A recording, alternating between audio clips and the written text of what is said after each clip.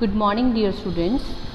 So after the periodic properties, there is a next chapter, chapter number 4, and the name of the chapter is chemical bonding and the molecular structures. So dear students, first chapter में हम लोगों ने simple introduction की थी कि हमारे पास atoms हैं, molecules हैं, आयंस हैं, ये कैसे जनरेट हुए।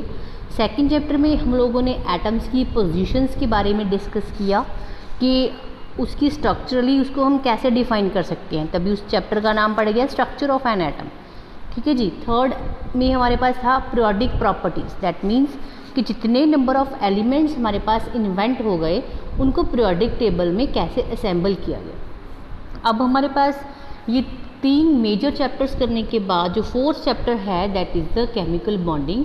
दैट मीन्स कि अब जो एलिमेंट इन्वेंट हुए वो आगे फर्दर कैसे एक दूसरे के साथ इलेक्ट्रॉन शेयर करके, इलेक्ट्रॉन ट्रांसफ़र करके बॉन्डिंग जनरेट करते हैं। दैट मीन्स वो कैसे इलेक्ट्रॉन्स जो हैं वो एक दूसरे के साथ शेयर करते हैं। And this leads to the new chapter that is the chemical bonding. So before starting the chapter, as the name suggests, chemical bonding, firstly we have to clear the meaning of the bond and the meaning of the bonding. So dear students, what is a bond? Chemical bond को हम बाद में discuss करेंगे। Firstly we have to clear what is a bond. It is a force of interaction between the two nuclei of the atoms. Means हमारे पास मान लीजिए कोई भी 2 एटम्स हैं, ठीक है जी, कोई भी 2 एटम्स है हमारे पास, उनके बीच फोर्स ऑफ इंटरेक्शन। मींस वो कौन सी फोर्स ऑफ इंटरेक्शन के साथ आपस में बाइंड अप है। मैंने आपको बेटे लाइव सेशन में भी इस चीज़ की एग्जांपल दी थी कि जब हमारे पास न्यू बॉर्न बेबी होता है ना, उसको नहीं पता होता, उसका किसी के साथ कोई इंटरेक्शन नहीं होता, लेकिन जैसे ही डे बाय डे वो ग्रोथ करना स्टार्ट करता है, ठीक है, वो 1 मंथ का होता है, 2 मंथ का होता है, 3 का, 4 का, वो धीरे धीरे अपने घर वालों की पहचान करनी स्टार्ट कर देता है ना कि ये उनके फादर हैं, ये उनकी मदर हैं, ये उनकी ग्रैंड मदर हैं। तो धीरे धीरे वो उनको पहचानता है और धीरे धीरे उनका आपस में बॉन्ड डेवलप होता है। और जैसे ही बच्चा बड़ा होता है तो उनके फैमिली के लिए एक बहुत ज़्यादा टाइट बॉन्ड बन जाता है। ठीक है, तो वो बॉन्ड क्या है, वो है interaction towards one and other. Similarly बेटे हमारे पास यहाँ पे भी क्या होएगा कि फोर्स ऑफ इंट्रैक्शन है 2 एटम्स के बीच में, जिसकी वजह से वो टुगेदर हैं, जिसकी वजह से वो एक साथ हैं, चाहे वो कंपाउंड बना रहे हैं, चाहे वो मॉलिक्यूल बना रहे हैं, बट वो एक साथ हैं। That is known as the bond. So chemical bond क्या हो गया, that means the force of interaction which holds the different atoms in a molecule, that is known as the chemical bonding. That means वो force जिसकी वजह से 2 atoms जो हैं वो बाइंडेड हैं, वो टुगेदर हैं, that is the chemical bonding. Now next is the octet rule. According to this, atoms of the different elements take part in a chemical combination in order to complete their octet or attain the noble gas configuration. इसको भी हम कई बार discuss कर चुके हैं। बेटे हमारे पास हर एक चीज़ क्या चाहती है, स्टेबिलिटी। ठीक है, हम लोग अच्छे पढ़ लिख गए, एक अच्छी जॉब पे अगर हम चले गए तो अब हम क्या होना चाहेंगे कि हम स्टेबल, अब हमें आगे पढ़ना है नहीं पढ़ना है वो हमारी विश के ऊपर डिपेंड करता है। बट हम इंटरनली तो क्या हो गए हैं, स्टेबल हो गए हैं। ठीक है, जो हमें चाहिए वो हमें मिल गया, दैट इज़ स्टेबिलिटी। अब हम क्यों चाहेंगे कि हम कुछ और चीज़ों को ट्राई करें। ठीक है, वो तो हमारी विश के अकॉर्डिंग होएगा, ट्राई हम कर सकते हैं, लेकिन वो हमारी विश के अकॉर्डिंग है। बट नेसेसिटी नहीं ना रही कि हम जो है वो एक जॉब छोड़ के दूसरी ढूंढें, दूसरी छोड़ के तीसरी ढूंढें, अगर बहुत अच्छी जॉब पे अगर हम हैं। सिमिलरली जब एलिमेंट्स जो हैं उनमें जो एटम्स हैं वो अपनी पर्टिकुलर स्टेबल स्टेज पे होते हैं तो वो अपने इलेक्ट्रॉन्स को लॉस और गेन नहीं करना चाहते। ठीक है, कब नहीं करेंगे, जब वो नॉवल गैस कॉन्फ़िगरेशन को एक्वायर कर लेंगे। बट जब तक वो नॉवल गैस कॉन्फ़िगरेशन को एक्वायर करेंगे तो जिस रूल के अकॉर्डिंग वो करते हैं दैट इज़ ऑक्टेट, और we can say that is a duplet. अगर वो 2 इलेक्ट्रॉन अपने बैलेंस शेल में कंप्लीट कर रहा है तो वो ड्यूप्लेट फॉलो कर रहा है, 8 कंप्लीट कर रहा है then it is octet. Clear, और ये सारा कुछ किसके लिए होता है, to attain the noble gas configuration. इसके बाद बेटे हमारे पास आता है नेक्स्ट वैलेंस इलेक्ट्रॉन्स। ये अब बैलेंस शेल इलेक्ट्रॉन्स क्या होते हैं, हमने शेल्स के बारे में डिस्कस किया कि K शेल होती है, L है, M है, N है, O, P, ऐसे हमारे पास शेल्स हैं ये। ठीक है, अब जो हमारे पास आउटर मोस्ट शेल होगी मीन सबसे बाहर वाली शेल, उसमें जितने इलेक्ट्रॉन प्रेजेंट होंगे, वेदर वो 1 है, 2 है, 3 है, वो हमारे पास क्या होंगे, valence shell electron. For example हमारे पास क्या है, सोडियम। सोडियम जो है उसके बैलेंस शेल में हमारे पास कितने इलेक्ट्रॉन्स हैं, 1। कैसे, क्योंकि उसकी इलेक्ट्रॉनिक कॉन्फ़िगरेशन क्या है, 2 8 1। तो वो जो एक इलेक्ट्रॉन होएगा वही केमिकल बॉन्डिंग में पार्टिसिपेट करेगा। क्यों, क्योंकि एक इलेक्ट्रॉन को डोनेट करके वो स्टेबल हो जाएगा। तो अब आगे जो स्टेबल इलेक्ट्रॉनिक कॉन्फ़िगरेशन अराइज होगी, इट इज़ वेरी डिफ़िकल्ट, उसको ब्रेक करना बहुत डिफ़िकल्ट है आगे। तो वो सिर्फ कौन से इलेक्ट्रॉन का यूज़ करेगा, बैलेंस शेल इलेक्ट्रॉन का ही यूज़ करेगा। Clear? So this is about the valence shell. So in this page we discuss chemical bond, then octet rule, then third one is the valence electron. Now next one is the facts that state the chemical bonding. ठीक है, अब हमारे पास यहाँ पे हम क्या discuss करेंगे कि जो हमारे पास एलिमेंट्स हैं या एटम्स हैं वो आपस में कैसे कंबाइन करते हैं, क्योंकि ऐसे तो एक्चुअली वो कंबाइन करेंगे नहीं। तो यहाँ पे हमारे पास क्या होएगा कि वो फॉर्मेशन करेंगे या तो एनायंस की या फिर कैटायंस की। ठीक है, और वो फॉर्मेशन कैसे होएगी, बाय द लॉस और गेन ऑफ इलेक्ट्रॉन्स, और इसके बाद उनमें क्या डेवलप हो जाएगा, बॉन्ड। अब हम डिस्कस करेंगे मोड्स ऑफ केमिकल बॉन्डिंग को। सिमिलरली इस एग्जांपल्स को भी आप दे सकते हो। जैसे आपके पास क्या है, सोडियम। अब सोडियम का जो एटॉमिक नंबर है that is 11 and its electronic configuration is 281, और we can say that neon 3s1, क्योंकि नियॉन तक 8 है, 28, इसके बाद 3s1। अब एक इलेक्ट्रॉन ये वाला ये लॉस करके नोबल गैस कॉन्फ़िगरेशन एक्वायर कर लेगा, तो ये क्या बना देगा, इलेक्ट्रॉनिक डोनेट कर दिया, ये बना देगा Na पॉजिटिव। अब Na पॉजिटिव और नियॉन आपस में क्या हो गए, आइसो इलेक्ट्रॉनिक, जो हमने पहले भी डिस्कस किया था। ठीक है, मीन्स इसके पास भी 10 इलेक्ट्रॉन्स हैं, इसके पास भी 10 इलेक्ट्रॉन्स हैं। सिमिलरली यहाँ पे किसकी फॉर्मेशन होगी, कैटायन की। ऐसे ही यहाँ पे किसकी हो जाएगी, एनायन की। एनायन क्या है, by the gaining of 1 electron और 2 इलेक्ट्रॉन और 3 electron negative charge will arise, and cation क्या है, बाय द लॉसिंग ऑफ 1 और मोर electrons positive charge will arise, and the charge becomes positive. एक इलेक्ट्रॉन लॉस कर रहा है तो पॉजिटिव 1, 2 कर रहा है तो पॉजिटिव 2, 3 कर रहे हैं तो पॉजिटिव 3, 4 कर रहे हैं तो पॉजिटिव 4। इस तरह से इसकी जो हमारे पास चार्जेस हैं वो अवेल हो जाएंगे।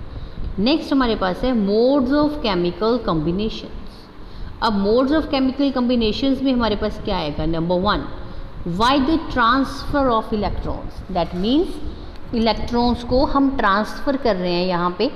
ठीक है, वन एंड अदर, उसके बीच में बॉन्ड डेवलप होएगा, that bond is known as the ionic bond.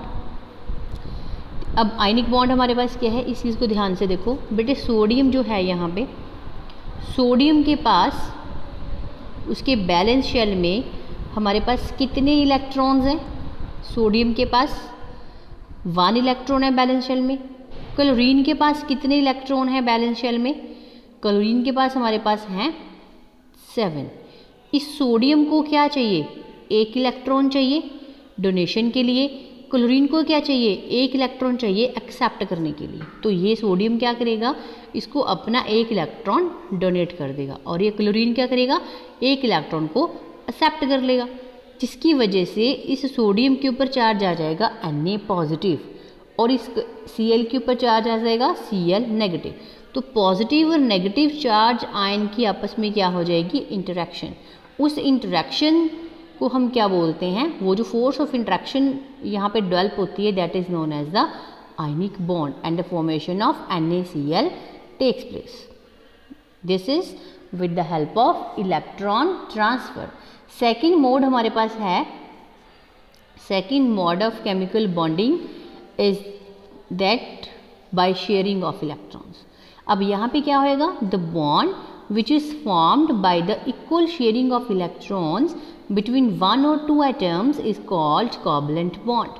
अब यहाँ पे हमारे पास क्या हो रहा है, इलेक्ट्रॉन्स शेयर कर रहे हैं हम। In these bonds electrons are contributed by both. दोनों के दोनों एटम जो आपस में ज्वाइन हो रहे हैं वो क्या करेंगे, अपना बॉन्ड डेवलप करेंगे। कैसे डेवलप करेंगे, शेयरिंग ऑफ इलेक्ट्रॉन से, वो एक दूसरे को अपने इलेक्ट्रॉन शेयर करेंगे। For example we can see this diagram again. अब यहाँ पे देखो हमारे पास क्या है, यहाँ पे हाइड्रोजन जो है इसके बैलेंस शेल में कितने इलेक्ट्रॉन है? इस हाइड्रोजन के बैलेंस शेल में 1, इसके वाले में भी कितने? 1। इसको अपना ड्यूप्लेट कंप्लीट करने के लिए कितने चाहिए? 1 इलेक्ट्रॉन, ये इससे ले लेगा। इसको कितने चाहिए? 1, ये इससे ले लेगा। तो दोनों आपस में क्या कर रहे हैं? 2 इलेक्ट्रॉन्स को शेयर कर रहे हैं and they will form the single bond H2। ठीक है, तो यहाँ पे इक्वल नंबर ऑफ शेयरिंग चल रही है। ये दोनों के दोनों जो एटम्स हैं वो आपस में एक एक इलेक्ट्रॉन को शेयर करके बॉन्डिंग कंप्लीट कर रहे हैं and they will form the single bond and this is the covalent bonding. तो हमने 2 तरह का मोड यहाँ पे डिस्कस किया। एक हमने डिस्कस किया यहाँ पे, एक हमने डिस्कस किया आयनिक बॉन्डिंग को, एक हम डिस्कस कर रहे हैं यहाँ पे कोवैलेंट बॉन्डिंग को। नेक्स्ट वन हमारे पास थर्ड है कोऑर्डिनेट बॉन्ड। अब कोऑर्डिनेट बॉन्ड में हमारे पास क्या होएगा? One electrons are contributed by one atom and they are shared by both and the bond is formed, it is known as the dative bond. इसकी एग्जांपल मैंने आपको लाइव क्लास में ओजोन में दी थी कि जैसे आपके पास मान लीजिए ओजोन है, ओजोन के पास कितने एटम्स हैं? 3। ठीक है, जो बीच वाला ऑक्सीजन है उसके पास चॉइस होएगी, चाहे वो लेफ्ट वाले से 2 इलेक्ट्रॉन ले ले, चाहे वो राइट वाले से 2 इलेक्ट्रॉन ले ले। अगर वो लेफ्ट वाले से लेता है राइट वाले से नहीं लेगा, बट राइट वाला तो बीच में से अपने 2 इलेक्ट्रॉन्स को कंप्लीट करने के लिए ले सकता है। तो एक साइड से जब शेयरिंग हो रही है और दूसरे को इसकी ज़रूरत नहीं है क्योंकि बीच वाला तो फर्स्ट से ले रहा है, तो उस केस में कौन सा बॉन्ड डेवलप हो जाता है? Dative bond. और डेटिव बॉन्ड का डेटिव वर्ड किससे बना? डोनर से। दैट मीन्स वो सिर्फ क्या कर रहा है? इलेक्ट्रॉन डोनेट कर रहा है, वो शेयर नहीं कर रहा। So that type of bonding is known as the coordinate bonding. So these are the 3 type of modes of chemical bonding, that is ionic bonding, covalent bonding and the coordinate bond. Now next one is explanation about the ionic or the electrovalent bond. अब ionic bond में हमारे पास, मैं फिर से इसको repeat कर रही हूँ, क्या होएगा? कोई भी मेटल या फिर नॉन मेटल्स, उनके ऊपर चार्जेस होंगे नेगेटिव पॉजिटिव, उनमें जो इलेक्ट्रोस्टैटिक फोर्स ऑफ इंटरेक्शन बनेगी जिसकी वजह से 2 oppositely charged ion will live together, that interaction is known as electrovalent bond और we can say that ionic bond. Electrovalent word इसलिए यूज़ कर रहे हैं because it is directly with the electron. अब जैसे यहाँ पे NaCl की फॉर्मेशन है, इसको हम पहले कर चुके। देन हमारे पास ऐसे ही यहाँ पे मैग्नीशियम ऑक्साइड, सेकंड एग्जांपल हम डिस्कस कर सकते हैं। मैग्नीशियम के बैलेंस शेल में कितने इलेक्ट्रॉन्स हैं बेटे? 2। और ऑक्सीजन को कितने चाहिए? ऑक्सीजन को कितने इलेक्ट्रॉन्स चाहिए? 2। तो ये 2 इलेक्ट्रॉन इसको ट्रांसफ़र कर देगा, ये बन जाएगा Mg2 पॉजिटिव और ये बन जाएगा O2 नेगेटिव। तो ये वाले जो 2 ऑपोजिटली चार्ज्ड आयन्स हैं, इनमें जो फोर्स ऑफ इंट्रैक्शन हमारे पास जनरेट होएगी, that is the ionic bonding. Next is electrovalency. It is the number of electron lost or gained during the formation of ionic bond. जब हम आयनिक बॉन्ड की formation करेंगे तो वहाँ पे इलेक्ट्रॉन लॉस हो रहे हैं या गेन हो रहे हैं, दोनों ही प्रोसेस होंगे। तो जितने नंबर ऑफ इलेक्ट्रॉन लॉस हो रहे हैं या गेन हो रहे हैं उसको हम क्या बोलेंगे? उस एलिमेंट की, उस एटम की electrovalency, that is known as the electrovalency. Now next one is the factors affecting the formation of the ionic bond. Now what are the factors? There are so many factors which influence the ionic bond. So now what are these? Firstly, ionization enthalpy. ये भी हमने live class में discuss किया था. What is the ionization enthalpy? That means energy required to remove an electron from the outermost shell. हमारे पास क्या है? शेल्स हैं, वहाँ से इलेक्ट्रॉन को हमने रिमूव करवाना है या हमें इलेक्ट्रॉन जो है वो गेन करवाने हैं आउटर मोस्ट शेल में। Then we have to supply the amount of energy and the energy which is use to remove the electron, it is known as the ionization energy and the energy which is required to gain the electrons, it is electron gain enthalpy. ठीक है, so ionization enthalpy कैसे vary करेगी? जितनी ज़्यादा कम ionization enthalpy होएगी, कम ionization enthalpy mean size बड़ा है, then greater the chances of the ionic bond formation, उतना ईजिली जो है वो आयनिक बॉन्ड जो है वो फॉर्म होएगा। Then how? As we know that the ionization enthalpy of any element is the amount of energy which is required to remove the electron from an gaseous atom. Hence, lesser the ionization enthalpy, easier will be the formation of the cation. जितनी ज़्यादा ionization energy कम होएगी उतना easily cation बन जाएगा and have a greater chance to form the ionic bond. Due to this reasons, alkali metals have the more tendency to form the ionic bonding. Alkali metals में easily tendency क्यों है? क्योंकि बेटा यहाँ पे हमारे पास क्या है, formation of cations will takes place easily. Due to this reason, they can form the ionic bonding. Now, next one is the electron gain enthalpy. जैसे कि मैंने पहले भी रिपीट कर दिया, what is this? That means energy required for an element और for an atom to gain the electrons. Electrons gain करने में भी एनर्जी का यूज हो रहा है. That amount of energy is electron gain enthalpy. Clear? So greater the negative electron gain enthalpy, easier will be the formation of anion. जितना ज़्यादा negative electron gain enthalpy होगा उतना क्या होएगा, एनायन की formation easily. And we can say that probability of formation of ionic bond will increases. कब increase होएगा? अगर इलेक्ट्रॉन गेन एंथैल्पी की जो वैल्यू है when it is more negative, in that case it is easily. So halogens का केस भी हमने कल डिस्कस किया था. हैलोजेंस के पास हाई इलेक्ट्रॉन एफिनिटी है. So we can say that formation of anions will takes place easily in case of halogens. So they will shows the high formation of ionic bonds. Clear? Third इसका हमारे पास factor है lattice enthalpy, lattice energy. अब lattice energy क्या है? It is the amount of energy which is required to separate the 1 mole of ionic compounds. Means हमारे पास formation होगी है कॉम्प्लेक्स की. अब दोबारा से हमने उसको क्या करना है, चार्ज्ड आयन में रोटेट करना है, उसको हमने चार्ज्ड आयन में डिसोशिएट करना है. Then we have to supply the energy and that amount of energy is known as lattice energy. So these are the main 3 factors. After that, we having the general characteristics. Before this, also the factors of lattice energy. Number 1, size of the ion. Number 2, charge on the ions. Smaller the size, greater will be the lattice energy. जितना ज़्यादा size कम होएगा उतनी ज़्यादा हमारे पास क्या होएगी, lattice energy. Greater will be the lattice energy.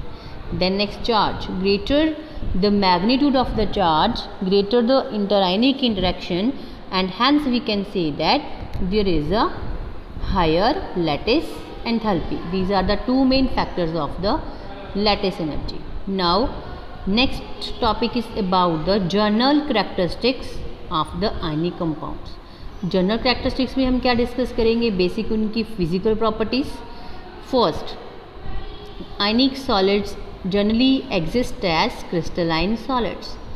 That means they having a regular arrangement of the particles. जब भी हम उसको अरेंज करते हैं then they having a regular arrangement, systematic pattern they will show. So they having a crystalline system. Second one, their melting and boiling point is very high because of strong forces of interaction. Then next one, they are soluble in the polar solvents as water but do not dissolve in organic. Why? Because they are also polar, so they are soluble in the polar solvents. Because the phenomenon of solubility depends upon the one factor, that is like dissolve like, so they are soluble in water. Next is electrical conductivity. In the solid form they are poor conductor, but in molten form they will conduct. Why? Because in totally solid form there is a no movement for ions, so in that case they do not interact with the electricity. But in case of molten form there is a possibility for the migration of ions, in that case they will conduct. So these are some characteristics of the ionic solids and their factors and what is ionic bonding and its chemical properties. So in this video we will discuss only about the ionic one. In the next video we will discuss about the covalent